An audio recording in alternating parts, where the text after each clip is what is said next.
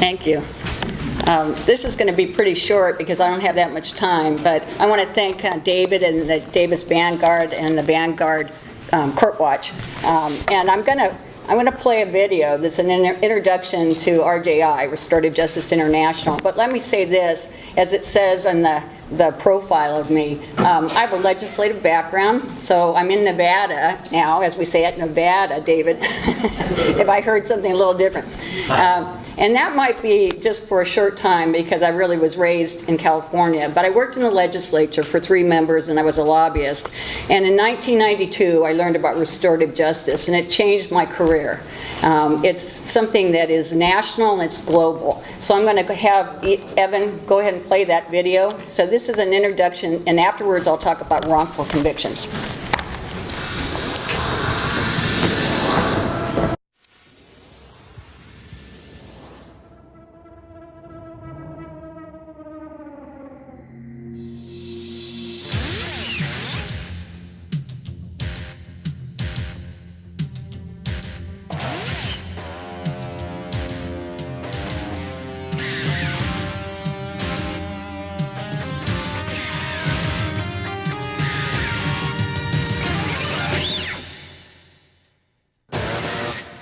My son was 19. That can never happen to me.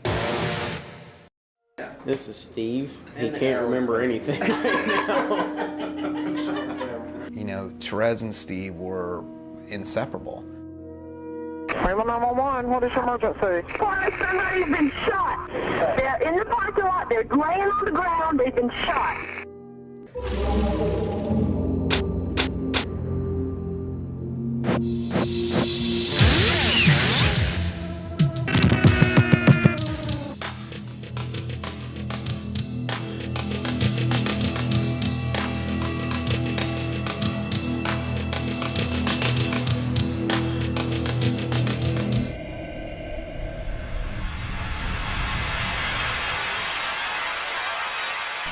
Doug and I got married at the end of November, and Steve was killed in the middle of February.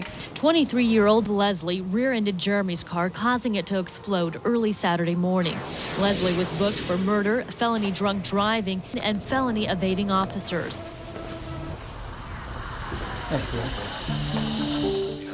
There's been a movement growing in the criminal justice system. It has found its way into justice systems all around the world. It's not a program. It's driven by victims. Its impact is proven and undeniable. And yet, like all change, it is feared, dismissed sometimes as too soft on criminals, and sometimes too much in favor of crime victims.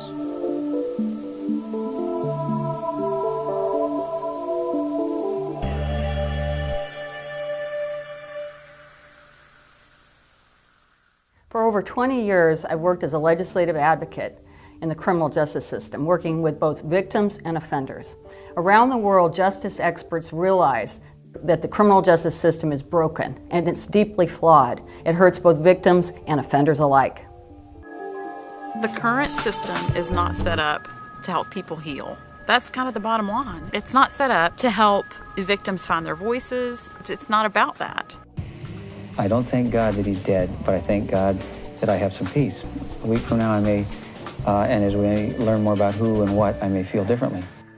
The current system fails victims by leaving them out of the system.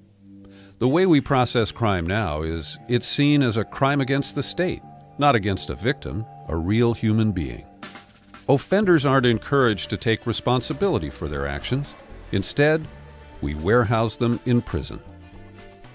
Offenders don't usually think about their victims, but that's not surprising because the criminal justice system doesn't lead them there. In fact, there are barriers that block that type of access. RJI is working to remove those barriers that block a crime victim's access to restorative justice. I'm in the process of contacting all these different people about getting into the prison and how to do that correctly. The time that I saw Carl, I had no idea that there was anything called restorative justice. I just knew that I saw humanity in this person and I wanted to meet him.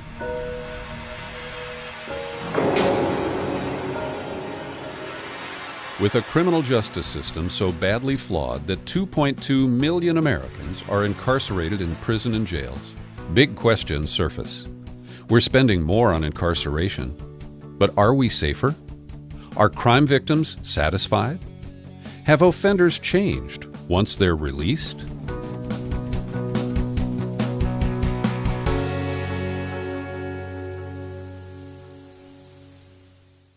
Restorative Justice International, or RJI, calls this new vision victims-driven restorative justice. It stresses offender accountability, restoring victims and communities, but also transforming offenders, which leads to real change.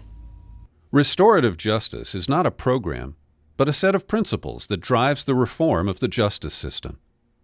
It's a change in the system that is driven by crime victims. It puts victims in the center of the system. Around the U.S. and globally, victims are asking for restorative justice. Evidence-based research shows it works, but victims tell us it works. Offenders who take part in restorative justice processes are less likely to become repeat offenders. There's an emphasis on accountability, a critical component to any restorative justice process. Offenders learn what they can do to make things right from the victim's perspective. Dayton.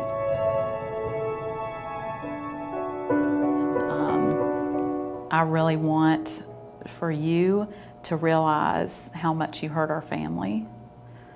You know, your actions caused a lot of pain in our family, and I really want you to understand that.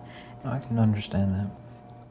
Well, originally I wasn't too sure about participating in this, and then I figured it was a way to return something to your family, because I know it had to hurt a lot.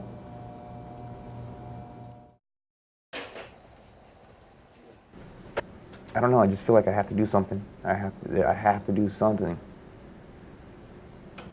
The things that have made me feel the best in this 9 years is what we've done, going to the schools. Victims experience healing on some level that they don't experience through the current justice system. It's particularly critical to healing for victims after violent crime. Often, this happens through victim-offender dialogue, but sometimes it can happen through something as simple as an exchange of letters.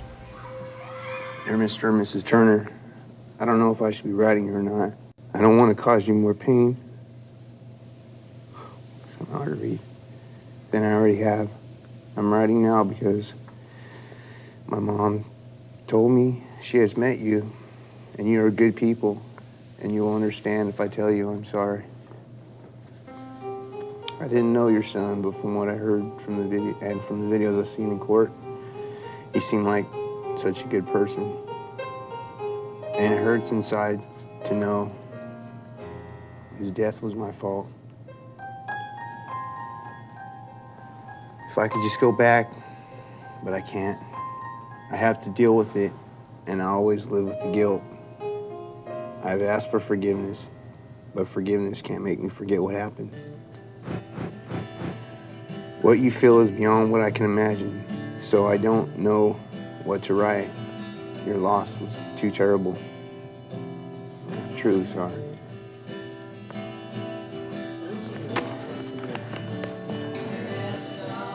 For an offender to face his victim or victim's family, it's the toughest thing they'll ever do.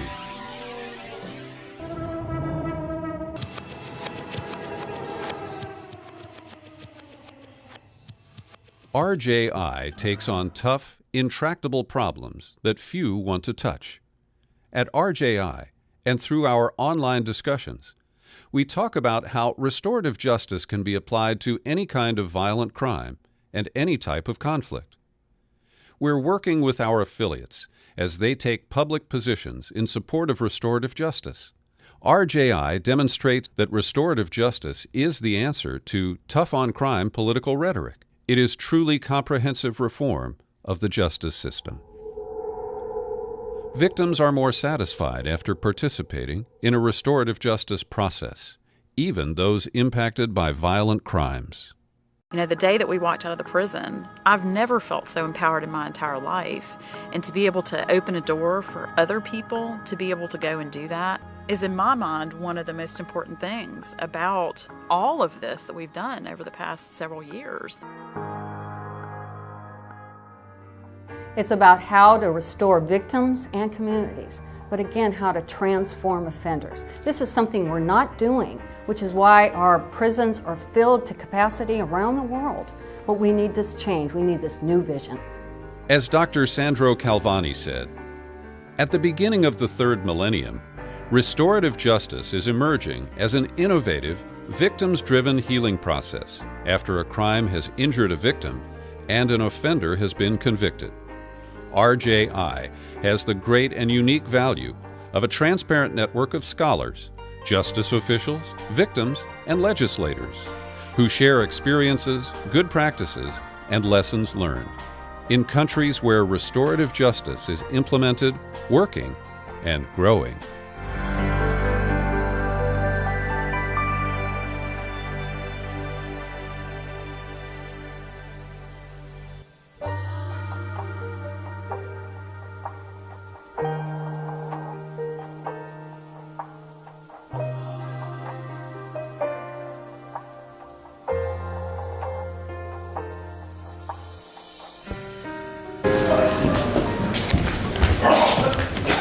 So that's my passion. And I know this kind of doesn't seem to fit maybe tonight with what we're talking about, wrongful convictions, but it does. It absolutely does, because it's on the agenda. And I got to say this, because we were talking about who's run for office and who hasn't. I ran for office. I ran for Congress, 2006, in California. And yeah, and I'm telling you, you want district attorneys that support restorative justice and Congress members and legislators and city council people. That's what you need. You got to find them.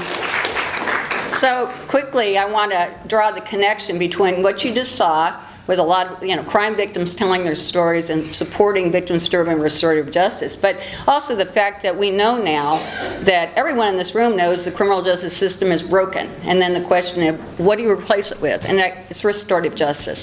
So when we talk about wrongful convictions, there are a couple points I want to make. Number one, as I'll later introduce Jeff Deskovic, but number one, victims would never want the wrong person in prison for a crime he did not commit. By convicting the wrong person, the real offender is not arrested and left free to commit another crime. That's point number one. And that's why restorative justice applies. Number two, systemic reform of our justice system must address all injustices, including wrongful convictions. Number three, DAs are the first stop for crime victims once they enter the system. And they need to support restorative justice, as we saw in the film.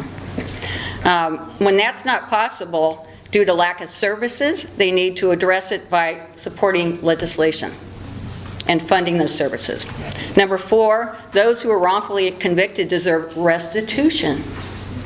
That's a principle of restorative justice. Once you're exonerated, that's what you should receive. It's a reflection of restorative justice. They are victims of the system. And number five, prosecutors and any justice official who knowingly contributes to the conviction of an innocent person should be held accountable by the law. Absolutely. And that's what you just saw. And that's why that's a new area of restorative justice that I believe we've championed in working with people like David Greenwald and Jeff. And lastly, this is just a little personal story, and I'll end with this. I've been passionate about wrongful convictions for a very long time. And I met a man through an organization called Journey of Hope, From Violence to Healing. And it's crime victims who are opposed to the death penalty. And this organization is really a tremendous group. But I met a man named Greg Wilhoit, and he was on death row in Oklahoma for a crime he never committed. And I met him going to an event in Texas. And I sat down with him, and I learned his story. And it was just awful. He never got 1 cent after he was found innocent. and he ended up in Sacramento, and he died in 2014, and he was a friend. But after that conversation, that personal contact, I thought we need to bring restorative justice to bear on wrongful convictions. So I hope you'll consider the work of RJI and look at the work we do. We are happy to be a part of this tonight, and also to work with people like Jeff and David. Thank you so much.